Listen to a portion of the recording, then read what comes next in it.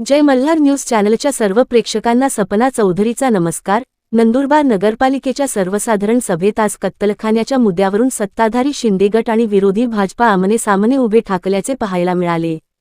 पालिकेच्या अखत्यारीत असलेला बंद कत्तलखाना दुरुस्तीचा प्रस्ताव आजच्या सर्वसाधारण सभेत मंजुरीसाठी ठेवण्यात आला होता।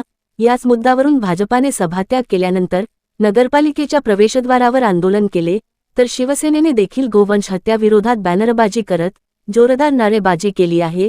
विशेष म्हणजे पालिकेतील एमआयएमचे 4ही नगरसेवक आज सत्ताधारी शिवसेनेच्या सोबत कत्तलखाना दुरुस्तीच्या अनुषंगाने पाठबळ देताना दिसून आले। नंदुरबार नगरपरिषदेची आजच्या सर्वसाधारण सभेत कत्तलखाना दुरुस्तीवरून चांगलाच धुमाकूळ उडाला असल्याचे पाहायला मिळाली आहे। आजच्या सर्वसाधारण सभेतील विषय क्रमांक 6 हा पशुकत्तलखान्याच्या दुरुस्तीबाबत ठेवण्यात आलेला होता। याच मुद्द्यावरून विरोधी भाजपाने आक्रमक पवित्रा घेत या विषयाला जोरदार विरोध केला, मात्र सत्ताधाऱ्यांनी संख्याबळाच्या जोरावर हा विषय मंजूर केल्याने भाजपाने सभात्याग केला। यानंतर भाजपाने या ठिकाणी कत्तलखाना सुरू झाल्यास त्यात गोवंशाची कथा सुरू होईल अशी भीती बोलून दाखवली। नंदुरबारमध्ये काही वर्षांपूर्वी याच कत्तलखान्यावरून जातीय दंगल देखील उसळल्याचे भाजपाने आपल्या हरकतीमध्ये नमूद केले आहे। तेव्हापासूनच हा कत्तलखाना बंद होता। पालिकेतील सभात्यागानंतर भाजपाने नगरपरिषदेच्या प्रवेशद्वारावर गोवंश हत्येच्या विरोधात बॅनर झळकवत या विरोधात घोषणाबाजी करत विरोध केला।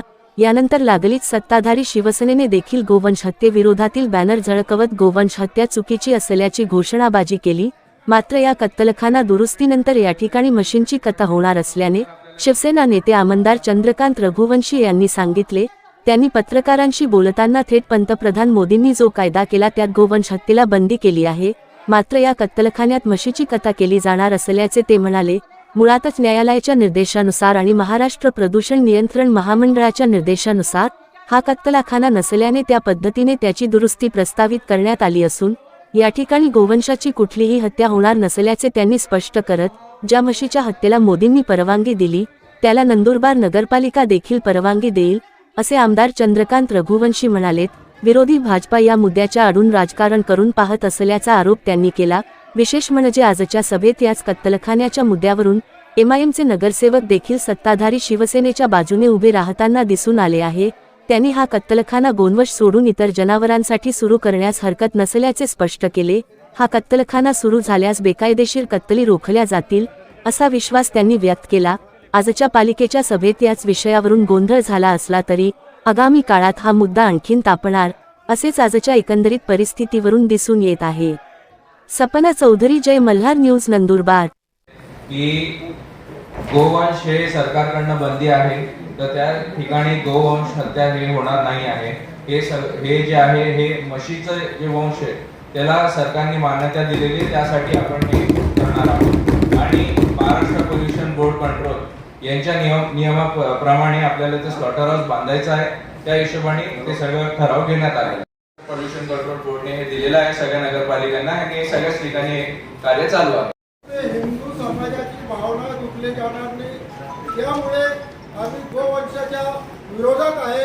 100% आम्ही गोवंश सभागृह में अगर कोई विषय आ रहा है के साथ ही आता है, यहाँ पे सारी चीज़ों की उसकी करने के बाद में शहनिशा करने के बाद में अगर ये विषय यहाँ पे आया है तो कहीं पे भी गैर कायदेशीर गैर व्यवहारिक किसी की भावना आ तो ऐसा कोई उसको नहीं रखा गया है और ये मंत्री के लिए हम लोग भी उसका समर्थन करते हैं।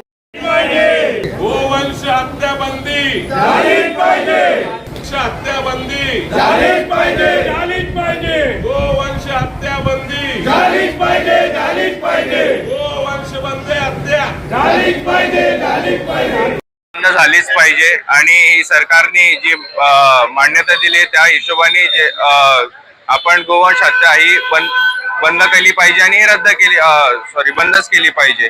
आणि हे जे विरोधक होते जे सभा सोडून गेले हे फक्त एक कॅमेरा स्टंट असतो आणि यासाठीच त्या लोकांनी हे सगळं केलेलं आहे। परंतु शिवसेनेचे सगळे नगरसेवक आम्ही सगळेही गोवंश हत्याच्या विरोधात आहोत आणि हे कायमसाठी बंद केली पाहिजे। कोणत्याही आपल्या हिंदू बांधवाचा जे श्रद्धा आहे तिला हानी न पोचण्याचा हे निर्णय आहे आणि म्हणूनच सांगतो की गोवंश हत्या ही बंद झालीच पाहिजे। आदरणीय मोदी साहेबांनी जो कायदा केला त्या कायद्यामध्ये गोवंशाला बंदी आहे। गोवंश सुरू करण्यासाठी हा ठरावच नव्हता. हा ठराव होता म्हशीच्या वंशाला सुरुवात करायची आणि हायकोर्टाची ऑर्डर आहे, त्या हायकोर्टाच्या ऑर्डरप्रमाणे सरकारच्या नियमाप्रमाणे स्लॉटर हाऊस बनवायचं. आज आमचं स्लॉटर हाऊस नियमाप्रमाणे नाही आहे. तिथं ज्या सुविधा MPCBच्या निकषाप्रमाणे पाहिजे त्या सुविधा तिथं नाही, म्हणून ते बंद आहे. आता हायकोर्टाने असं म्हटलंय की तुम्ही प्राधान्याने कायद्याची पूर्तता करून त्याला सुरू करा. त्याच्यासाठी आम्हाला कन्सल्टंट नेमायचा आहे.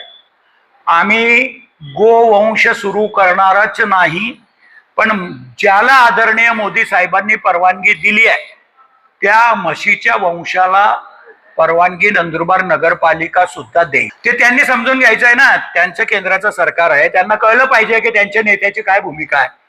त्यांच्या नेत्याची भूमिकेच्या प्रमाणे तिच्याशी विसंगत वागणं हे त्यांनी योग्य नाही. उलट त्यांनी आज बायकॉट केला त्याबद्दल मी त्यांचे आभार मानतो. आणि त्यांनी मला दरवेळेच्या सभेमध्ये सांगावं की त्यांचा वादग्रस्त विषय कोणता आहे, मी दुसऱ्याच नंबरला तो ठेवून देईल.